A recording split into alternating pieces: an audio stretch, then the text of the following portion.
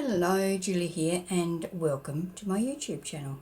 Today I'm going to be working on the next 4 prompts on the Junk Journal January 2025 challenge.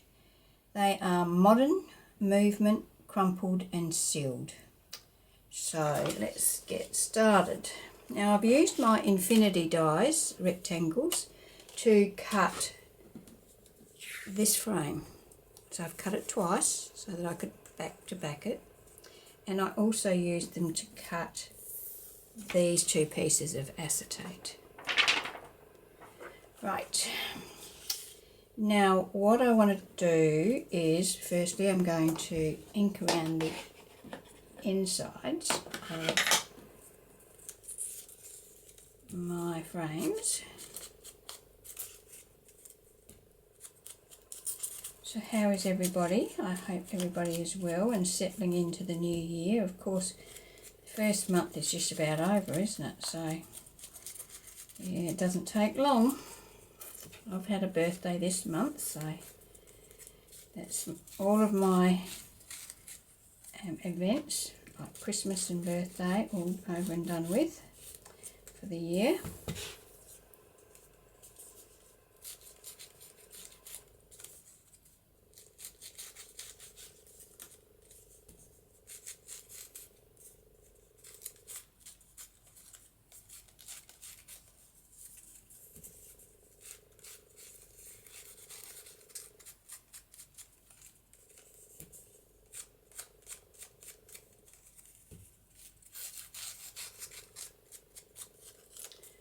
Okay, now I'm going to attach a piece of this acetate to each one of those. Now this is the acetate from scrapbook.com. It's just this size. I hope that's not reflecting too much. Yeah, I don't even know what size that is. I'll put a link to it in the description box if you're interested. But there's you can use all sorts of things. There's, you know, packaging and overhead projector film and all sorts of things. So use what you've got is what I like to do. Whatever I've got is what is going to be used on a project. Now you might notice that I'm not getting too close to the edge of my frames there, because I usually manage to make a big mess with the glue. Okay, so I'm just positioning that on there, and I'm wiping away from the frame with my tissue to make sure that any glue that does spreads outward and not inward. Okay, so that's that one. Now I'm going to do the same thing for this one. Fingers crossed I don't get any glue on the acetate. I think the trick to this is when you're cutting your acetate, make sure that you've got plenty of overlap. If you cut your acetate too fine, you might find that it's harder. Oh, look at that, very close.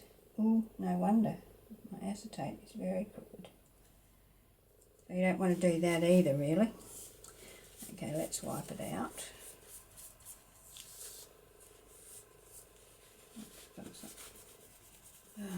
Doesn't matter how careful I am, I always manage to do something like this.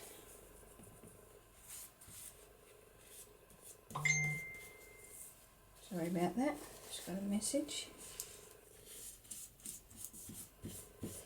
I don't use my phone for recording, but I do have it sitting on the table next to me in case of emergencies, whatever they may be.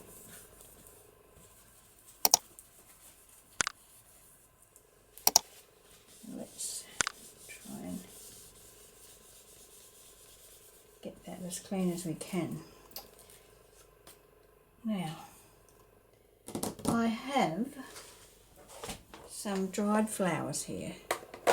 Dried them myself.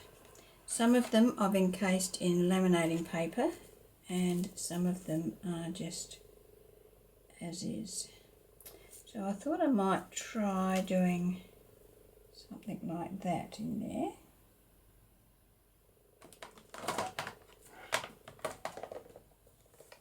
It's a bit bulky, I might not be able to do that one because it is too bulky. Now I must have converted one of those. That's better. I think that'll work.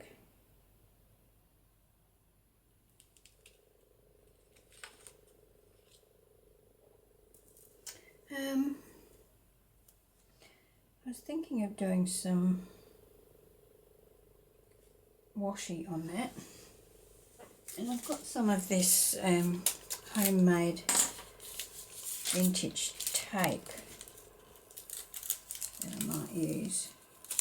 Now I'm just going to tear that.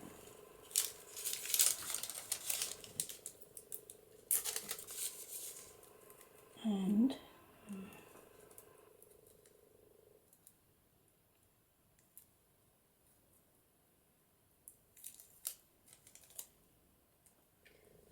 I want to put that like that, and another piece on this side,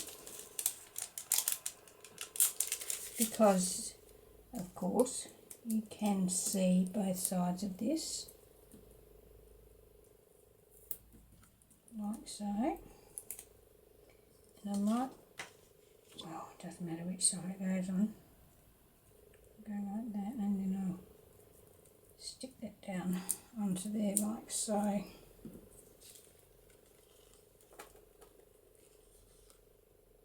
few little bits there.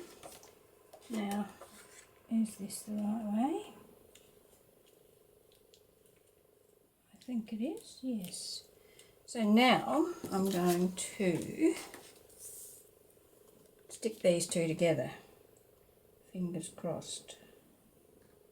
Fingers crossed that I get it on straight and level.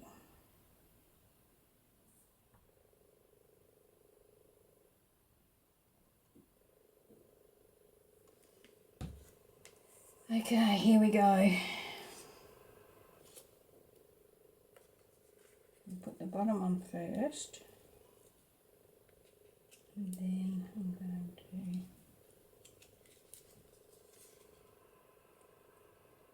and that there and there. What does it look like on that side?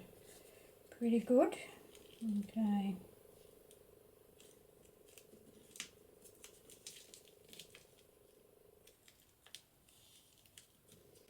Now I'm going to just grab some of these little pegs. Normally with art glitter glue you don't need to do this, but because that is not flat, I am going to do it. It looks like I'm just a little bit off there, but I can trim that up. I'm going to have to do an external hinge now. I was going to put the hinge sort of sandwiched between the layers there, but I forgot to do that. So I'm going to let that dry for a minute, but you can see what I'm after. I'm after a nice frame. Oh, look at that. There's glue there. Oh, and there. Oh, dearie, dearie. And there. Hopefully it will dry clear.